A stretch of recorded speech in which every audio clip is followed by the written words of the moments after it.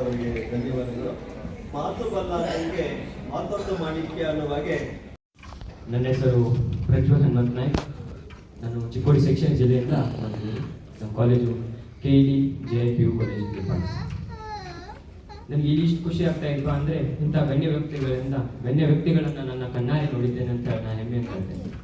ಮತ್ತು ಇಲ್ಲಿ ಹಲವಾರು ನನ್ನ ಸಹೋದರರು ಸಹೋದರನ ಈಗಲೇ ನೋಡ್ತೀವೇನೋ ಅಂತಕ್ಕಂಥದ್ದನ್ನ ನಮ್ಮ ಲೆಕ್ಚರರ್ಸ್ ಎಲ್ಲ ಹೇಳ್ತಿದ್ರು. ನಾವು ನೋಡಾಟಂತ ವಿಧಾನಸಭಾ ಮೆಟ್ಲನ್ನ ನೀವು ಆಗಳಿಗೆನೆ ಹತ್ತಿದ್ರು. ರಾಜ್ಯ ಮಟ್ಟದ ಯುವ ಸಂಸತ್ತಿನಲ್ಲಿ ಪಾಲ್ಗೊಂಡಿದ್ದು ತಮಗೆಲ್ಲರಿಗೂ ಹಾಗೂ ನಮಗೆಲ್ಲರಿಗೂ ಸಂತಸದ ವಿಷಯವಾಗಿದೆ. ಇಂದಿನ ಈ ಯುವ ಸಂಸತ್ತಿನಲ್ಲಿ ಅತ್ಯಂತ ಸಂತಸಕರ ಸುದ್ದಿಯಾಗಿದ್ದು, ಇಂದು ಏನಪ್ಪಾ ಅಂತಂದ್ರೆ ನಮ್ಮ ಶಿಕ್ಷಣ ಸಚಿವ ಸ್ಪರ್ಧಾರ್ಥಿಗಳೇ ಹಾಗೂ ಈ ಗಣ್ಯ ವ್ಯಕ್ತಿಗಳೇ, ಇವತ್ತು ಅತ್ಯಂತ ಹೆಮ್ಮೆಯ ದಿನ ಆಗ್ತಾ ಇದೆ ಜೀವನದಲ್ಲಿ ಪ್ರತಿಯೊಬ್ಬರಿಗೂ. ಎಷ್ಟೋ ನಿಮ್ಮ ಕಾಲೇಜಲ್ಲಿ ಎಷ್ಟೋ ವಿದ್ಯಾರ್ಥಿಗಳಿದ್ದಾರೆ, ಆ ವಿದ್ಯಾರ್ಥಿಗಳಿಗೆ ಸಿಗದಂತಹ ಅವಕಾಶ ನಿಮಗೆ ಸಿಕ್ಕಿದೆ ಅಂದ್ರೆ ಅದೇ ನಿಮ್ಮ ಹೆಮ್ಮೆಯ ವಿಚಾರವಾಗಿದೆ. ಎಷ್ಟು ವಿದ್ಯಾರ್ಥಿಗಳಿದ್ದಾರೆ ಇವತ್ತು, ಎಷ್ಟೋ ತಾಲೂಕುಗಳಲ್ಲಿ, ಎಷ್ಟೋ ಜಿಲ್ಲೆಗಳಲ್ಲಿ, ಇಡೀ ಕರ್ನಾಟಕದಲ್ಲಿ ಎಷ್ಟೆಷ್ಟೋ ಸ್ಟೂಡೆಂಟ್ಗಳಿರ್ಬೇಕಾದಾಗ ನಿಮ್ಗೆ ಅವಕಾಶ ಸಿಗುತ್ತಿದೆ ಅಂದ್ರೆ ಅದೇ ನೀವು ರಿಯಲ್ ವಿನ್ನರ್ ಆಗಿರ್ತೀರಾ. ಇಲ್ಲಿ ಫಸ್ಟ್ ಸೆಕೆಂಡ್ ಬರೋದು ಮೇನ್ ಅಲ್ಲ, ನೀವು ಅಲ್ಲಿಂದ ಗೆದ್ದು ಬಂದಿದ್ದೀರಲ್ಲ ಅದು. ಈಗ ನಿಮ್ ಕಾಲೇಜಲ್ಲಿ 2 ದಿವಸದಿಂದ ಕ್ಲಾಸ್ ಹಾಳು ಮಾಡ್ಕೊಂಡು ಹೋದಲ್ಲ, ನಿಮ್ಗೆ ಏನ್ ಸಿಕ್ತು ಅಂತ ಹೇಳಿದ್ರೆ ಒಳ್ಳೆ ಅನುಭವ ಸಿಕ್ತು. ಎಲ್ಲ ಹೆಚ್ಚಾಗಿ ಒಬ್ಬ ಎಜುಕೇಶನ್ ಮಿನಿಸ್ಟರ್ ನೋಡ್ಲಿಕ್ಕೆ ಸಾಧ್ಯ ಆಯ್ತು. ಆದ್ರೆ ಅವ್ರ ನಾವು ನೋಡ್ಲಿಕ್ಕೆ ಸಾಧ್ಯ ಆಗಿಲ್ಲ. ಇವತ್ತಿಲ್ಲಿ ಬಂದು ಆ ವಿಧಾನಸಭಾ ಅದ್ರೊಳಗಡೆ ಹೋಗ್ಬೇಕಾದಾಗ ಕಾಲೆಲ್ಲ ನಡ್ಕೋದು ಒಂಥರ ಹೆಮ್ಮೆ ಆಗೋದು.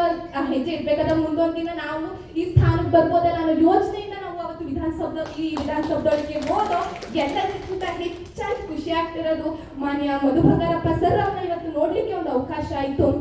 ಸ್ವಾಮಿ ವಿವೇಕಾನಂದ ಅವರು ಒಂದು ಮಾತನ್ನ ಹೇಳ್ತಾರೆ, ನನಗೆ ಬೇಕಾಗಿರುವಂತಹದ್ದು ಕಬ್ಬಿಣದಂತ ಸ್ನಾಯುಳ್ಳ ಮಿಂಚಿನಂತ ಮನಸ್ಸುಳ್ಳ ಬೆಂಕಿಯಂತ ಆಲೋಚನೆಯುಳ್ಳ ಯುವ ಶಕ್ತಿಗಳು ಬೇಕಾಗಿದ್ದಾರೆ. ಅಂಥ ಯುವ ಶಕ್ತಿಗಳಿಂದಲೇ ಭವ್ಯ ಭಾರತದ ಕನಸನ್ನ ನನಸು ಮಾಡ್ಲಿಕ್ಕೆ ಸಾಧ್ಯವಾಗುವುದು, ಅಥವಾ ಪ್ರಜಾಪ್ರಭುತ್ವದಲ್ಲಿ ಯಶಸ್ಸನ್ನ ನೋಡ್ಲಿಕ್ಕೆ ಸಾಧ್ಯವಾಗುವಂಥದ್ದು. ಅಂಥ ಯುವಕರನ್ನ ನಾವು ಇಲ್ಲೆಲ್ಲ ನೋಡ್ತಾ ಇದ್ದೇವೆ. ಇಂಥ ಯುವಕರಿಂದಲೇ ನಮ್ಮ ವಿಶ್ವಗುರು ಸ್ಥಾನವನ್ನ ತುಂಬಲಿಕ್ಕೆ ಸಾಧ್ಯವಾಗುವುದು ನಮ್ಮ ಭಾರತ. ನಮ್ಮ ಪ್ರಪಂಚದಲ್ಲೇ ವಿಭಿನ್ನ ಎಂದು ಗುರುತಿಸುವಂತ ನಮ್ಮ ಹೆಮ್ಮೆಯ ಭಾರತ ದೇಶವನ್ನ ಇವತ್ತು ನಾವೆಲ್ಲ ಆಳ್ಲಿಕ್ಕೆ ಈ ಯುವಕರಿಂದಲೇ ಮಾತ್ರ ಸಾಧ್ಯ. ಹಾಗಾಗಿ ಈ ಯುವಕರನ್ನೆಲ್ಲ ಇವತ್ತೆಲ್ಲ ಸೇರಿಸಿ ಒಂದು ಒಳ್ಳೆ ಕಾರ್ಯಕ್ರಮವನ್ನು ಆರ್ಗನೈಸ್ ಮಾಡಿದ್ದಾರೆ. ಇದಕ್ಕೆಲ್ಲರಿಗೂ ತುಂಬು ಹೃದಯದ ಧನ್ಯವಾದಗಳು. The words told by APJ Abdul Kalam. The best nation is not done by the hands of men, but it's done by the men who lend their hands to the one who needs it. I would like to start my words. First of all, I would like to thank you all the dignitaries present on and off the dais. They have given us such a nice opportunity to come up and speak here in the parliament, in the Vidhan Saudha, in the Vikas Saudha. I don't think so. We would have got this opportunity elsewhere.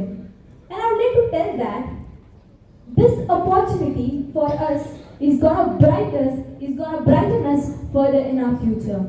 Not just that, we have come up till here. That is through district level competitions. Each one of us have won first or the second prize. The first, I would like to tell, I never expected of coming up to the state level and speaking here on this prestigious dais of Vikas Saudha. For this, ಒಂದೇ ಸರಿ ಭಾಷಣ ಮಾಡಿದ್ದು. ಆ ಭಾಷಣದಲ್ಲಿ ನಾನು stage ಹತ್ರ ಹೋದಾಗ ಯಾರೋ ಒಬ್ರು ಬಿಟ್ಟಿರ್ಲಿಲ್ಲ. ಆ ಕಾರಣದಿಂದಾಗಿ ಯಾವಾಗಲೋ ಒಂದ್ಸಲಿ ನಮ್ಮ ಹೈಸ್ಕೂಲ್ ಲೆವೆಲಲ್ಲಿ ನನಗೊಬ್ರು ನಮ್ಮ ಕನ್ನಡ ಉಪನ್ಯಾಸಕರಾದಂತಹ BMK ಸರ್ ಅಂತ ಅವ್ರು ನನಗೆ ಅದ್ಭುತವಾದ ಅವಕಾಶವನ್ನು ಕಲ್ಪಿಸ್ಕೊಟ್ಟಿದ್ರು. ನೋಡ್ತಿದ್ದೀನಿ, ತುಂಬಾ ಖುಷಿ ಆಗ್ತಾ ಇದೆ. ಇಲ್ಲಿವರೆಗೂ ನಾನು ಬಂದಿದ್ದೀನಿ ಅಂದ್ರೆ ನಮ್ಮ ಕಾಲೇಜಿನ ಉಪನ್ಯಾಸಕರೇ ಕಾರಣ. ಅದರಲ್ಲೂ ರೂಪ ಮೇಡಮು ರಾಜ್ಯಶಾಸ್ತ್ರ, ಯಾವುದೇ ಸಬ್ಜೆಕ್ಟ್ ಅಲ್ಲಿ ನಾನು ಲಾಸ್ಟ್ ಅಲ್ಲಿ ಇದ್ರು ರಾಜ್ಯಶಾಸ್ತ್ರನೇ ಫಸ್ಟ್. ತಪ್ಪಿದ್ರೆ ಇಷ್ಟಿ ರಾಜ್ಯಶಾಸ್ತ್ರ ಹೇಳ್ಬೇಕಾದ್ರೂ ಕರ್ಕೊಂಡು ಹೋಗುತ್ತೆ. ನನ್ನ ಮಾತು ಇಲ್ಲಿವರೆಗೂ ತಂದ್ಬಿಟ್ಟಿದೆ ಅನ್ನೋದಕ್ಕೆ ಇದೇ ಕಾರಣ. ಅವತ್ತು ಹೈಸ್ಕೂಲಲ್ಲಿ ಕೇಳಿರೋ ಅಡ್ರೆಸ್ ಇವತ್ತು ಸರ್ನ ನೋಡೇ ಬಿಟ್ಟೆ. ತುಂಬಾ ಖುಷಿ ಆಗ್ತಾ ಇದೆ. ಆ ಇನ್ಸಿಡೆಂಟ್ ಇವಾಗ ನೆನಪಾಯ್ತು, ಯಾರಾದ್ರೂ ಮಾತಾಡಂಗಿದ್ರೆ ಬರ್ರಿ ಅಂದಾಗ ಅದಕ್ಕೆ ಈ ಮಾತನ್ನ ಹೇಳ್ಕೊಂಡೆ. ಥ್ಯಾಂಕ್ ಯು ಸರ್, ನೀವು ನೋಡಿ ತುಂಬಾ ಖುಷಿ ಆಯ್ತು. ನೀವು ಮಾಡ್ತಕ್ಕಂಥ ಏನು ತೀರ್ಮಾನ ಮಾಡ್ತಿರಲ್ಲ, ಈಗ ಬಿಲ್ ಪಾಸ್ ಮಾಡಿರ್ತೀರಿ, ಒಂದು ಅಮೆಂಡ್ಮೆಂಟ್ ತಂದಿರ್ತೀರಿ, ಇದೆಲ್ಲದೂ ಇದೆಯಲ್ಲ, ನೀವು ತರ್ತಕ್ಕಂಥ ತೀರ್ಮಾನ ನಮಗೋಸ್ಕರ ನಮ್ಮ ಸ್ವಾರ್ಥಕ್ಕೆ, ಇಲ್ಲಾಂದ್ರೆ ನಮ್ಮ ವಿರೋಧ ಪಕ್ಷದಲ್ಲಿ ಇದ್ದೀವಿ, ಇಲ್ಲಾಂದ್ರೆ ಆಡಳಿತ ಪಕ್ಷದಲ್ಲಿ ಅಲ್ಲ, ಸಾರ್ವಜನಿಕರಿಗೆ ಶಾಶ್ವತವಾಗಿರ್ತಕ್ಕಂಥ ಕಾರ್ಯಕ್ರಮ ತಂದರೆ ಮಾತ್ರ ಇಂಥ ವಿಧಾನಸೌಧಕ್ಕೆ ಗೌರವ ಬರ್ತದೆ ಹೊರತು ಇಲ್ಲಾಂದ್ರೆ ಈ ವಿಧಾನಸೌಧ ಸದ್ದಂಗೆ ಅಂತ ಹೇಳಿದ್ರು ತಪ್ಪಾಗಲ್ಲ. ಯಾರ್ಯಾರು ಇಲ್ಲಿ ಆಳ್ತಾರಲ್ಲ ಕಾರ್ಯಕ್ರಮಗಳನ್ನು ಕೊಡ್ತಾರೆ, ಅದು ಶಾಶ್ವತವಾಗಿ ಬಾಳಬೇಕು. ಆಶ್ರಯ ಆಗೋದನ್ನು ನಮ್ಮ ತಂದೆಯವ್ರದ್ದು ತಗೊಳ್ಬೋದು, ಗ್ಯಾರಂಟಿಗಳು ಸಿದ್ದರಾಮಯ್ಯ ಸಾಹೇಬ್ರದ್ದು ತಗೊಳ್ಬೋದು. ಸಾಕಷ್ಟು ವಿಚಾರಗಳನ್ನು ನನಗೊಂದು ಇಲಾಖೆಯಲ್ಲಿ ನನಗೆ ಕೆಲಸ ಕೊಟ್ಟಿದ್ದಾರೆ ಅಂದರೆ ನಾನು ಚೆನ್ನಾಗಿ ಮಾಡಿದ್ದು ಶಾಶ್ವತವಾಗಿ ಒಂದು ಬದಲಾವಣೆಯನ್ನು ಸೊಸೈಟಿಯಲ್ಲಿ ತಂದಾಗ, ಅದು ಪ್ರತಿಭೆಯ ಹೊರಗಡೆ ಬಂದಾಗ ಅದಕ್ಕೆ ಅರ್ಥ ಇರ್ತದೆ. ನನಗೆ ಒಂದೊಂದು ಕೂಡ ಓಟ್ ಹಾಕಿರ್ತಕ್ಕಂಥವ್ರಿಗೆ ಗೌರವ ಬರಬೇಕಂದ್ರೆ ಪ್ರಜಾಪ್ರಭುತ್ವದಲ್ಲಿ ನಾವು ಮಾಡ್ತಕ್ಕಂಥ ಕೆಲಸ ಶ್ರದ್ಧೆಯಿಂದ ಸಾಮಾನ್ಯ ಜನರಿಗೆ ನಮ್ಮ ಕರ್ತವ್ಯದ ಮೂಲಕ ತಲುಪಿದ್ರೆ ಆಗ್ತದೆ. ನನಗೆ ಹೆಮ್ಮೆ ಇದೆ, ನಾನು ಅದನ್ನು ಪ್ರಾಮಾಣಿಕವಾಗಿ ಮಾಡ್ತಾ ಇದ್ದೀನಿ. ಆಮೇಲೆ ನೀವೆಲ್ಲರೂ ಕೂಡ ಬಂದಿದ್ದರಿಂದ ನಿಮಗೂ ನಾನು ವಿಶ್ವಾಸವನ್ನು ಹೇಳಲಿಕ್ಕೆ ಇಷ್ಟಪಡ್ತೀನಿ. ನಮ್ಮ ಸರ್ಕಾರದಲ್ಲಿ ನಾವು ನಮ್ಮ ಕರ್ತವ್ಯ ಏನಿದೆ, ನನ್ನನ್ನು ಸೇರಿ ಮತ್ತು ಸಿದ್ದರಾಮಯ್ಯವರು ಸೇರಿ ನಮ್ಮ ಎಲ್ಲ ಆಡಳಿತ, ಯಾಕೆಂದರೆ ಆಡಳಿತದಲ್ಲಿ ಆಫೀಸರ್ಸ್ ಇಲ್ಲ ಅಂದರೆ ಕೆಲಸ ಮಾಡೋದಕ್ಕಾಗೋದಿಲ್ಲ, ರಾಜಕಾರಣಿಗಳೇ ಇಲ್ಲ ಅಂತ.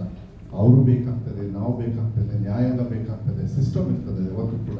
ಆ ಸಿಸ್ಟಮಲ್ಲಿ ನಾವು ಹೋದರೆ ಮಾತ್ರ ಬಾಬಾ ಸಾಹೇಬ್ ಅಂಬೇಡ್ಕರ್ ನಾವೆಲ್ಲರೂ ಕೂಡ ಒಂದೇ ತಾಯಿ ಏನು ಬದುಕಬೇಕು ಅಂತ ಹೇಳಿದ್ದಾರೆ ಅದು ಬದುಕ್ತಕ್ಕಂಥ